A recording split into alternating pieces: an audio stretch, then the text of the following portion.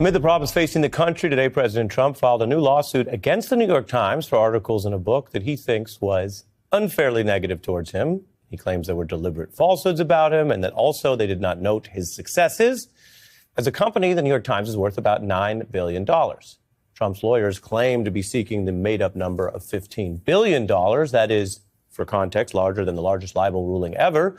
But if they did win that number, it would bankrupt the whole company. The Times' own account of this very case says the lawsuit is basically against articles that questioned his success. The company says the lawsuit has no merit or any legitimate legal claims. They view it as a way to stifle independent reporting, and they will not be deterred by intimidation tactics. For context, the New York Times is a company that has faced many such cases of varying merit. They know how to defend themselves in court. Interestingly, their publisher was speaking just last night, moments before this suit was filed. When journalists are kept from providing independent information to the public, it becomes far easier for those in power to act with impunity. If the free press is a watchdog, the playbook seeks to make it a lapdog. Other media outlets have famously settled even relatively thin lawsuits from Trump, like ABC or CBS. The parent company there was doing a merger and cut a deal, as did some of the other companies you see on your screen, others fighting back. This comes amidst a wider effort to weaponize and do a crackdown. So you have that about liberal groups and other critics. You have the free speech debate we just covered earlier in the broadcast tonight, where the DOJ is actually slightly backing down. And then you have the offense on the civil side of new cases, according to the Times, designed to silence their reporting when the sitting president might have bigger, more important priorities than litigating old feuds about political coverage from past years. We turn to someone else who also cares about the First Amendment and its freedoms. Marty Baron is a veteran journalist. He was the top executive editor of the Washington Post from 2013 to 2021. And we called on him with this big development today. Thanks for being here. Thanks for having me. Your thoughts on this incumbent president suing the New York Times over older articles and a book which he views as not positive enough? Well, it's troubling and alarming. I mean, this is part of an ongoing campaign by Trump to really crush a free and independent press. And in that way, it's deeply concerning, although not really surprising.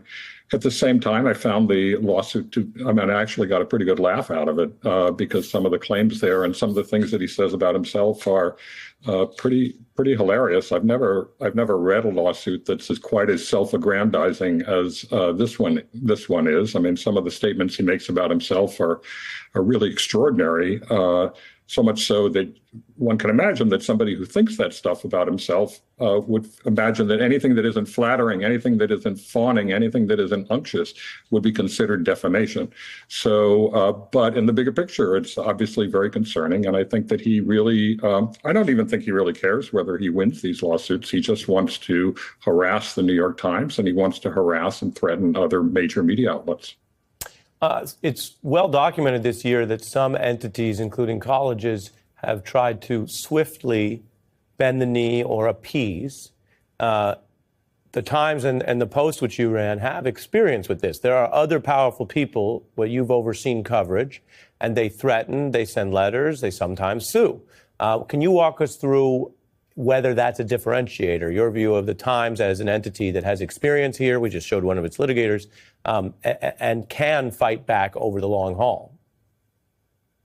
Well, look, I mean, I think the Times is in a very advantageous position in that it is entirely independent. The owners of the Times have no other commercial interest. They're not dependent upon the federal government for anything. And of course, they have a long history based on principle of standing up for their First Amendment rights. One of the things that A.G. Sulzberger, the publisher of the New York Times, said last night, and I was there watching that speech, he talked about the need for publishers and for owners to defend their journalism, to defend their journalists, and to stand up for their rights. And I agree with him entirely. As you know, there's a bit of a binary or black and white thinking that we have. There are people on the right and allied with Trump who feel and say that the effort to call them the worst of the worst. For Republicans, the current trajectory raises concern. Dictator is unfair to their wider set of political positions. And I think we can understand that. And they're not exactly executing journalists in the street, which is a horror that we've seen along with other dissidents and those targeted in other countries and regimes around the world. We know about that.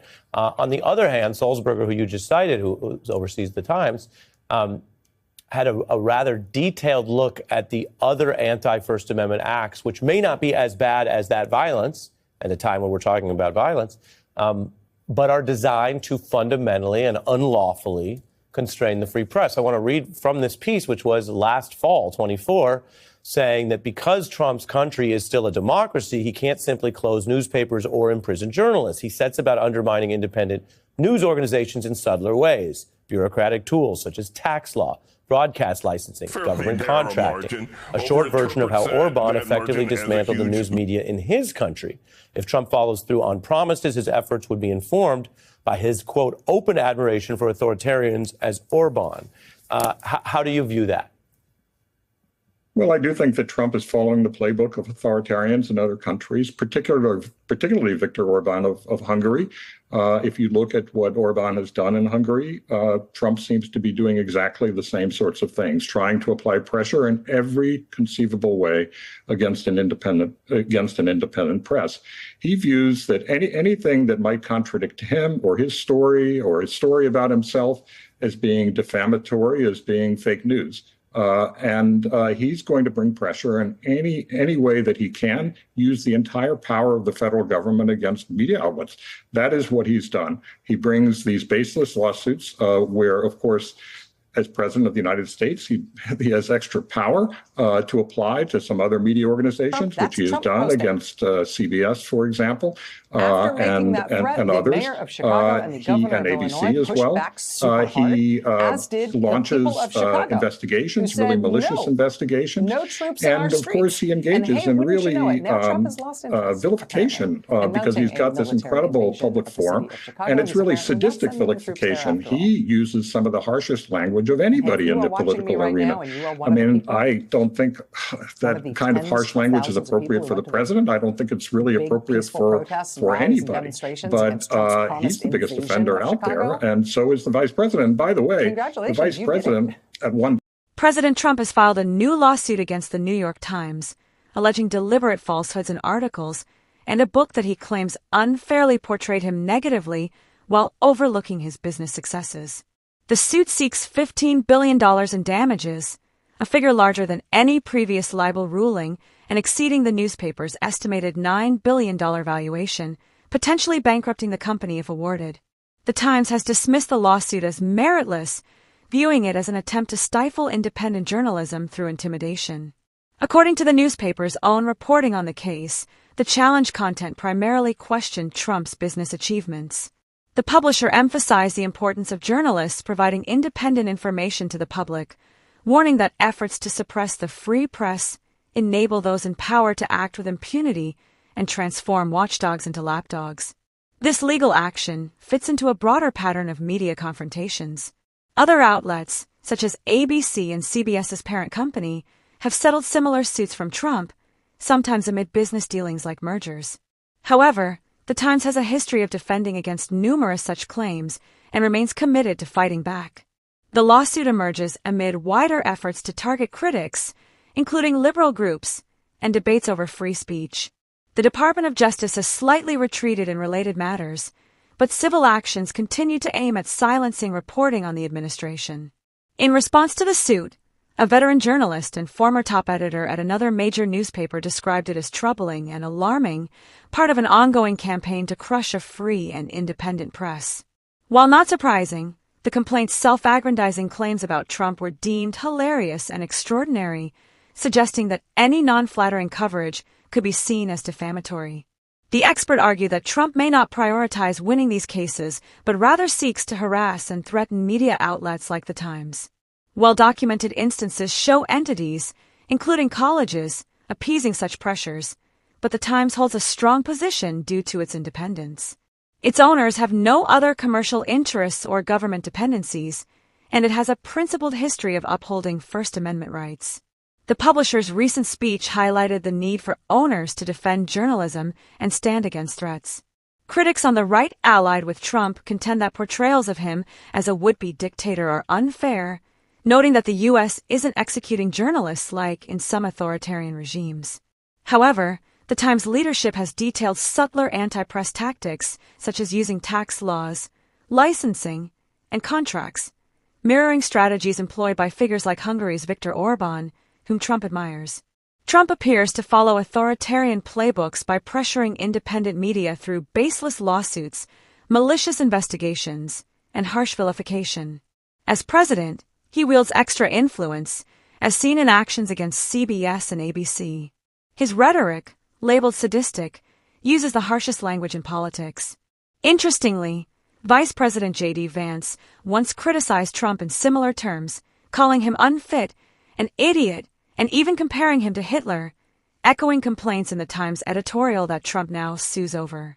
Uncovering efforts to normalize anti-democratic shifts, such as the January 6th insurrection, pardons for participants, and musings about an unconstitutional third term, the journalists stress the press's role in explaining their extraordinary nature without mere labels. This includes highlighting unconstitutionality, anti-democratic elements, and admiration for global authoritarians, laying out facts to underscore dangers. Trump's strategy echoes a 2009 lawsuit against a Times reporter questioning his wealth, which he lost in 2011 but celebrated for costing the defendant time and money. The current suit, filed in a federal district heavy with Trump-appointed judges, suggests intent to prolong aggravation and expenses for media, regardless of outcomes. This case underscores ongoing tensions between the administration and the press, with implications for free speech and democratic norms. The Times vows to persist undeterred, defending its reporting vigorously.